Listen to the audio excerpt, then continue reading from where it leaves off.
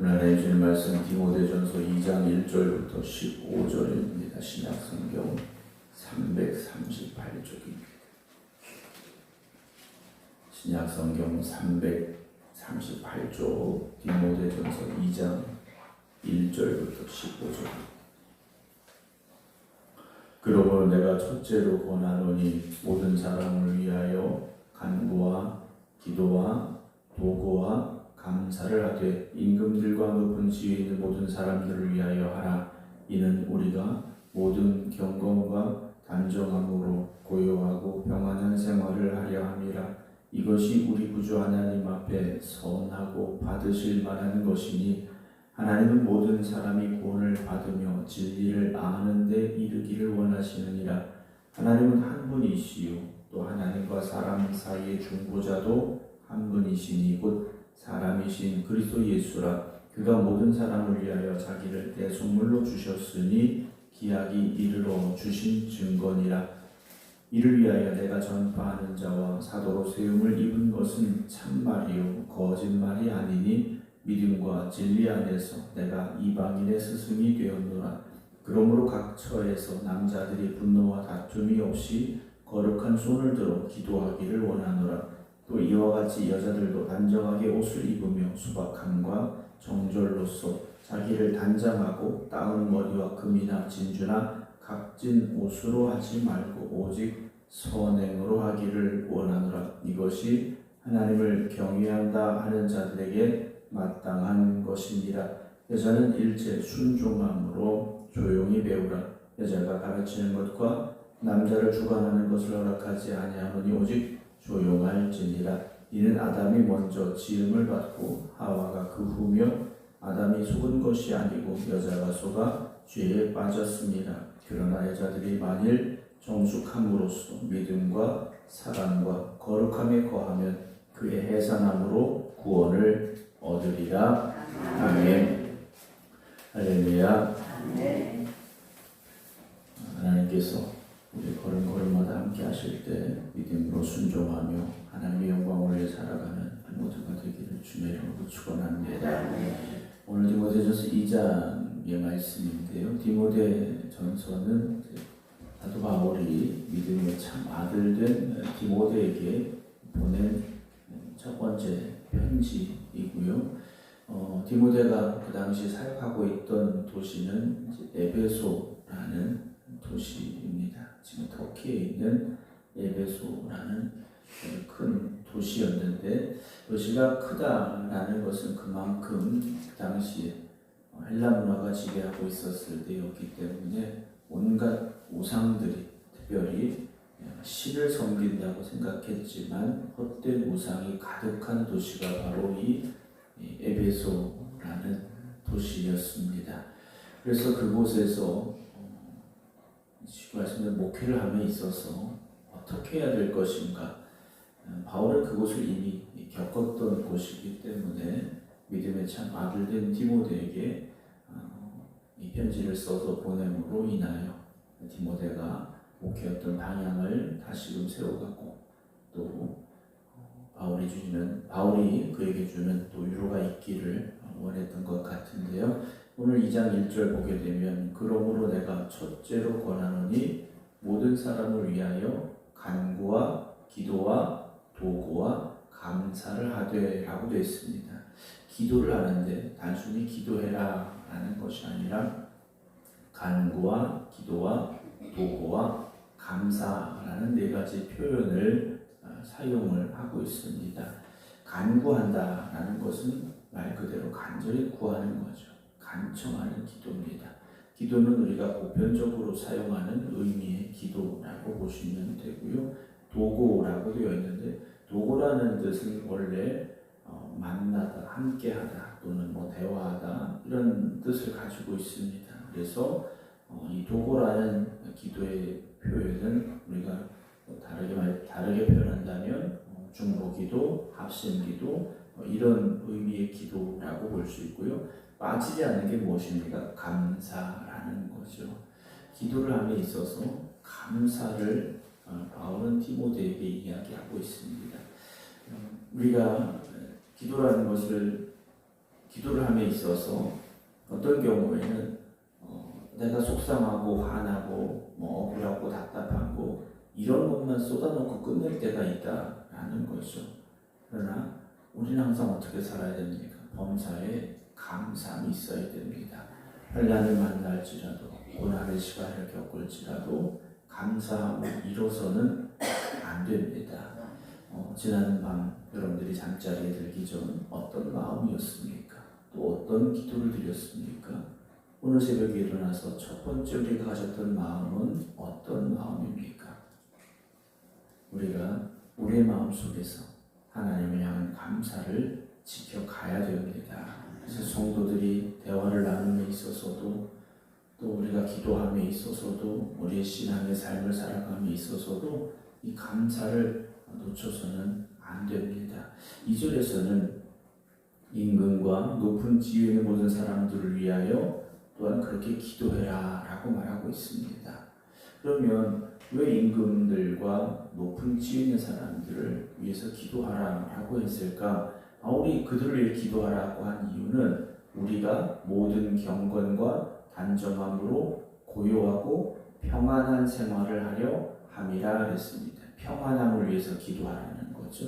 지도자가 잘못된 생각을 가지면 많은 사람들이 힘들어지는 경우가 있습니다. 그래서 지도자들이 바른 생각을 가지고 정치하고 또 나라를 또 지역을 이끌어 가도록 우리가 기도해야 됩니다. 그래서 그 평안함이 지역에 있어야 되는데 이것이 우리 구주 하나님 앞에 선하고 받으실 만한 것이니 하나님 모든 사람이 구원을 받으며 진리를 아는 데 이르기를 원하신다라고 되어 있습니다. 하나님이 원하시는 것은 무엇입니까? 모든 사람이 구원을 받는 것, 진리를 아는 것, 즉 예수 그리스도가 우리의 구주가 되심을 아는 것, 그래서 구원에 이르는 우리가 되기를 하나님은 바라고 계시다라는 거죠.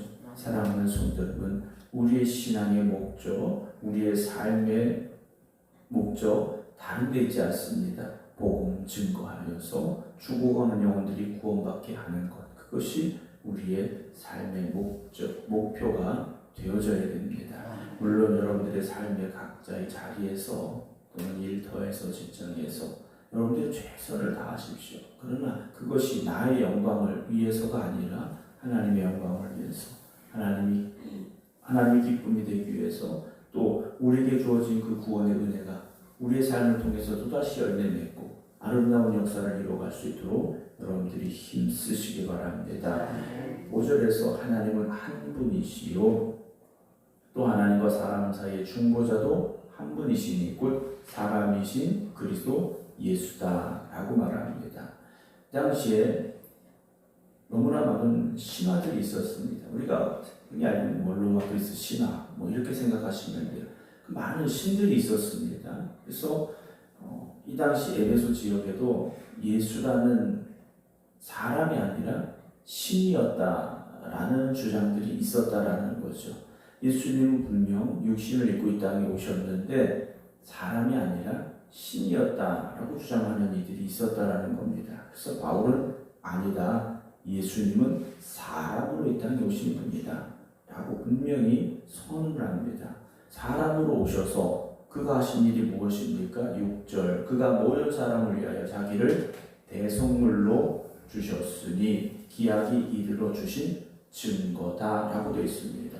대속물이라는 것은 원래 종을 자유하게 하기 위해서 지불하는 몸값입니다.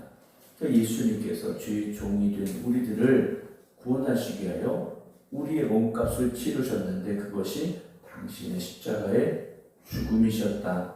그 십자가로 말미암아 우리에게 자유함을 주셨다. 그래서 우리가 죄에서 자유함으로도 하나님의 자녀가 되는 권세를 받았고 우리가 구원의 은혜 가운데 살고 있다라고 바울은 분명히 선언을 하고 있습니다. 그래서 7절 보면 이를 위하여 그 복음을 위하여 내가 전파하는 자와 사도로 세움을 입은 것이 참말이요 거짓말이 아니다라고 말합니다. 바울은 자신이 누구인가, 자신이 어떤 길을 가야 되는가, 자신의 삶의 목표가 무엇인가, 목적과 목표가 무엇인가를 분명히 알고 있었다라는 거죠. 다른 거 아니라는 겁니다. 나는 예수 그리스도가 우리의 구주 되심을 전하는 사람이다. 그 일을 위하여 내가 택함 받았고 부름 받았다라고 말하고 있다는 거죠. 여러분, 우리가 교회에서 어떤 직분을 받고 사명을 받는 건 다른 거 아닙니다. 교회를 든든히 세워가라고, 그리고 복음의 증인이 되라고 우리를 하나님께서 택하시고 부르셔서 교회의 직분자로 사명자로 부르셨다라는 것을 기억해야 됩니다. 교회의 직분은 어떤 권세가 아니지 않습니까? 그만큼 책임이 커진다라고 말씀을 드렸고, 우리가 감당해야 될 사명의 무게가 더 무거워진다라는 거지 않습니까? 그래서 바울은 내가 누구인가에 대해서 분명히 알고 있었습니다. 그래서 그게 참말이요 거짓말이 아니니 믿음과 진리 안에서 내가 이방인의 스승이 되었다라고 말합니다. 바울은 자기를 이방인을 향한 사도라고 고백합니다. 바울은 이스라엘 땅이 아니라 그 땅을 넘어서서 주님 말씀하신 대로 온 유대와 사마리아와 그 다음 무엇입니까? 땅 끝까지 이르러 복음을 전하는 주님의 증인이 되기를 힘썼던 사람이라는 거죠. 그래서 그 당시 땅 끝이라고 여겨졌던 스페인까지 가고 싶었던 사람으로 바울이었다는 겁니다. 여러분, 우리가 가지고 있는 사명을 감당함에 있어서 여러분들은 어디까지 헌신할 준비가 되셨습니까? 어디까지 충성할 각오가 되셨습니까? 여러분, 우리에게 주어진 사명을 위하여 오늘도 최선을 다하시기 바랍니다. 복음을 증거하는 일에 더욱 힘쓰시기 바랍니다. 8절, 그러므로 각처에서 남자들이 분노와 다툼이 없이 거룩한 손을 들어 기도하기를 원하노라. 그래. 아마도 이 당시 에베소의 남자들이 다툼이 많았던 것 같습니다. 그래서 바울은 그러지 말고 거룩한 손을 들어서 기도하라 했습니다. 여러분, 분노가 일어날 때 또는 억울함과 답답함이 있을 때 먼저 손을 들어 거룩한 손을 들어 하나님 앞에 기도하시기 바랍니다. 우리가 인간적인 생각을 가지고 입을 열면 좋은 말이 나오기 어렵습니다. 어떤 관계에서든지 분노함이 있을 때, 억울함이 있을 때, 답답함이 있을 때 그때 하는 말들이 하나님 보시기에 합당한, 하나님 보시기에 기뻐하실 말들이 나오기 어렵습니다. 그래서 우리가 모든 말을 함에 있어서 먼저 하나님 앞에 엎드려 기도하시기 바랍니다. 물론 매 순간 우리가 엎드려 기도하는 그런 외적인 자세를 꼭 가져야 된다는 말씀은 아니에요. 그러나 먼저 하나님 앞에 기도하시기 바랍니다. 하나님, 내가 할 말을 내 입에 담아 주시옵소서. 내 마음에 정결한 마음을 주시옵소서. 내가 누구와 대화를 함에 있어서 하나님의 영광을 가리는 말이 되지 않기를 원합니다. 하나님 앞에 기도하시고 우리가 우리의 입을 열어야 됩니다. 특별히 믿는 사람들이 말 한마디 한마디를 함에 있어서 더욱더 조심해야 된다는 거지 않습니까? 믿음의 사람들이 말을 하는데 그냥 세상 사람들처럼 입에서 나오는 말 다 해서는 안 되지 않습니까? 우리의 생각 속에서 어떤 좋지 않은 표현들이 나올 수 있어요. 그러나 그걸 우리가 걸러내야 되고 절제해야 되고요. 그래서 우리 말 한마디 한마디가 영혼을 살리는 말이 될 수 있도록 하나님께 영광을 드리는 말이 될 수 있도록 여러분 기도하셔야 됩니다. 9절도 이와 같이 여자들도 단정하게 옷을 입으며 소박함과 정절로서 자기를 단장하고 따은 머리와 금이나 진주나 값진 옷으로 하지 말라 그래요. 당시 에베소는 화려한 도시였습니다. 부유한 도시였습니다. 그래서 아마도 자기를 치장하는 여인들이 좀 많이 있었던 것 같습니다. 근데 바울은 어떻게 말하느냐? 단정하게 옷을 입어라 그래요. 이게 내 패션이니까, 나는 옷을 이렇게 입으니까, 요즘 다 이렇게 입으니까 이런 말이 아니라 교회 안에서 단정하게 옷을 입고 수박함과 정절로서 자기를 단장하라 그래요. 그러니까 여인들이 자신의 외적인 어떤 것을 통해서 자신을 드러내려고 했다면 그렇게 해서는 되는 게 아니라는 거죠. 그럼 어떻게 해야 되느냐? 오직 선행으로 하기를 원하노라. 바울이 말하고 있습니다. 우리가 외적인 모습으로 나를 드러내려 하는 것 아무 의미 없지 않습니까? 우리의 행동으로, 우리의 말로, 우리의 삶으로 증명할 수 있어야 됩니다. 그래서 믿음은 삶으로 나타나게 돼 있지 않습니까? 우리가 저 사람 믿음 좋아, 우리가 뭐 그런 평가를 하기는 좀 그렇긴 합니다만, 그런 표현을 할 때, 그런 말을 할 때 우리가 기준이 무엇입니까? 우리가 믿음이 좋다라고 말할 때 그 기준이 무엇인가라는 거죠. 바울은 어떤 외적인 것으로 되는 것이 아니다라고 말하고 있습니다. 오직 선행으로 하기 원하노라. 하나님의 자녀답게 살고 믿음이 우리의 삶을 통해서 열매 맺고 증명되는 그런 저와 여러분들이 되기를 주님의 이름으로 축원합니다. 이것이 하나님을 경외한다 하는 자들에게 마땅한 것이다 라고 되어 있습니다. 내가 하는 행동이, 내가 입는 어떤 외적인 옷들이 하나님의 영광을 가리는 것이라면 우리는 절제할 수 있어야 되고, 그것이 덕이 되지 않는다면 우리는 하지 말아야 된다는 거죠. 아무리 하고 싶은 말이 있어도, 또는 어떤 행동들이 그것이 교회 안에 덕이 되지 않는다면 절제할 수 있어야 되고 금할 수도 있어야 된다는 겁니다.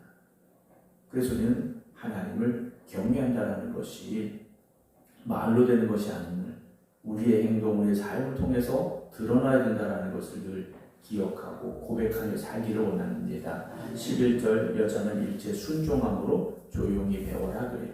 여러분, 이 디모데전서에게 주는 이런 말씀들이 보편화된 말씀은 아닙니다. 그러니까 그 당시 다 똑같이 어느 교회에게든지 적용되는 말씀은 아니라는 거죠. 우리 에베소라는 지역에 목회하고 있는 디모데에게 보낸 편지 안에서 우리가 해석을 할 수 있어야 됩니다. 근데 이 11절의 말씀, 12절 이런 내용들을 오늘의 교회 안에도 모든 교회 안에 일괄적으로 보편적으로 적용을 해서는 안 되는 내용들이 될 수도 있는 겁니다. 이걸 잘못 적용하면 여자는 일체 순종함으로 조용히 배워라. 교회 안에서 여자가 말하면 안 된다. 이렇게 표현할 수도 있다는 거죠. 이름을 밝히진 않았습니다만 에베소 교회 안에 그런 여인들이 있었던 것 같습니다. 그런 여인들을 향하여 바울이 말하고 있는 거죠. 일체 순종함으로 조용히 배워라. 여자가 가르치는 것과 남자를 주관하는 것을 허락하지 아니하노니 오직 조용할지니라 그래요. 그러니까 여자에게 인권이 없다 이런 말이 아니에요. 당시 어떤 특별한 일들, 특별한 상황들, 어떤 특정한 이들을 향하여 바울이 이런 편지들을 써 내려간 것 같습니다. 오늘도 마찬가지입니다. 우리가 교회 안에서 덕을 세우지 않는 행동들을 누군가 하고 있다면 그런 것들이 고쳐지기를 여러분 기도하셔야 되고, 또 권면할 수 있다면 권면해야 된다는 것이죠. 물론 우리들 스스로가 다 완전하진 않습니다. 그럼에도 불구하고 교회의 어떤 질서를 깨트리는 일들이 있다면, 교회의 덕을 세우지 못하는 상황들이 있다면 우리는 그것들을 위해서 기도해야 되고 그 사람들을 바로 이끌어주고 또 권면해야만 된다는 것이죠. 그래서 13절 보면 이는 아담이 먼저 지음을 받고 하와가 그 후며 아담이 속은 것이 아니고 여자가 속아 죄에 빠졌습니다. 그럼 아담은 아무런 잘못이 없다 이런 의미는 아니라는 거죠. 여자가 먼저 뱀의 유혹에 빠졌으니 어떤 행동이나 말을 함에 있어서 더 주의하자, 더 조심하자라는 의미로 보시면 될 것 같습니다. 15절 그러나 여자들이 만일 정숙함으로써 믿음과 사랑과 거룩함에 거하면 그의 해산함으로써 구원을 얻으리라. 여기서 그의 해산함으로써 구원을 얻으리라, 해산함으로 구원을 얻으리라 이 말씀이 상당히 조금 우리가 이해하기 어려운 부분들이에요. 그래서 이단들 어떤 특정한 이단들에게 있어서는 여자들이 아이를 낳아야 구원을 이룬다, 이런 잘못된 교리를 만들어서 악용하는 경우들이 있기는 합니다만 그런 의미가 아니라 구원받은 여성들이 믿음 안에서 자신의 역할을 신실히 감당할 때 그런 믿음의 열매들이 삶을 통해서 드러나게 되는 과정이다 라고 보시면 될 것 같습니다. 오늘도 우리가 살아가는 삶 속에서 우리가 가져야 될 믿음의 자세, 우리가 지켜야 될 신앙의 원칙들이 분명히 있습니다. 여러분 그것 안에서 우리가 살아가야 됩니다. 세상이 바뀌고 시대가 변하고 다 맞습니다. 그러나 중요한 건 진리는 변하지 않았다는 것이고요. 복음은 지금도 선포되어져야 된다는 것을 여러분은 기억하시기 바랍니다. 그래서 성도들이 바른 신앙의 원칙을 세우지 못하면, 신앙관을 바로 세우지 못하면 흔들리게 되고 교회는 무너질 수밖에 없습니다. 오늘 이 시대의 어떤 세상적인 문화나 어떤 세상적인 풍조에 휩쓸리지 마시고 오직 복음의 진리만을 붙잡고 주님의 제자들로 살아가는 저와 여러분들이 되어지기를 주님의 이름으로 축원합니다. 기도하겠습니다. 오늘도 주의 몸된 교회를 위하여 기도합니다. 주님이 세워주신 교회가 복음의 진리 안에 굳건히 서게 하여 주시옵시고 교회의 사명을 온전히 감당할 수 있도록 주님 함께하여 주시옵소서. 그 교회 안에 구성원인 저희들이 또한 바로 서기를 원합니다. 주님 말씀만 붙잡게 하시고 교회를 든든히 세워가는 일에 더욱 힘쓰게 하시고 우리에게 주어진 사명을 감당하기에 최선을 다할 수 있도록 주님 함께하여 주시옵소서. 바울이 디모데를 통하여 에베소 교회가 든든히 세워져 가기를 간절히 기도하며 이 편지를 써내려가고 있습니다. 주님께서 오늘 우리 교회를 향하여 어떤 마음을 가지고 계실지, 누군가에게 편지를 보내신다면 어떤 편지를 보내실지 우리가 이 시간, 이 새벽 다시 한번 뒤돌아보게 됩니다. 주님 앞에 바로 서는 교회, 주님 앞에 바로 서는 성도들 되게 하여 주시옵시사. 이 시대에 빛이 되고 소금이 되는 교회 되게 하여 주시옵시고 주님 말씀 붙잡고 세상을 향하여 복음 들고 나가 영혼을 구원하는 저희들 되게 하여 주시옵소서. 각자에게 주어진 사명을 소중히 귀하게 생각하며 그 사명을 또한 이루기에 힘쓰고 노력하는 저희들 되게 하여 주시옵소서. 오늘도 복음의 진리를 붙잡기 원합니다. 생명의 말씀만 의지하게 하여 주시옵소서. 오늘도 이 새벽 깨어 기도드리는 모든 성도들 가운데 주님 역사하여 주시옵소서. 저들의 마음의 기쁨과 평안함을 주시고 감사와 찬양이 넘쳐나는 삶이 되게 하여 주시옵소서. 고통과 어려움 가운데 있는 이를 기억하여 주시옵시고 힘들고 절망과 좌절 가운데 이들을 붙잡아 주시옵시사. 다시 일어서게 하시고 회복되게 하여 주시옵소서. 이제는 우리 주 예수 그리스도의 은혜와 아버지 하나님의 무한하신 사랑하심과 성령님의 감동 감화 역사하심이 오늘도 주님의 말씀을 붙잡고 기도드리는 모든 성도들 위에 이제부터 영원토록 함께 하시기를 간절히 축원하옵나이다. 아멘.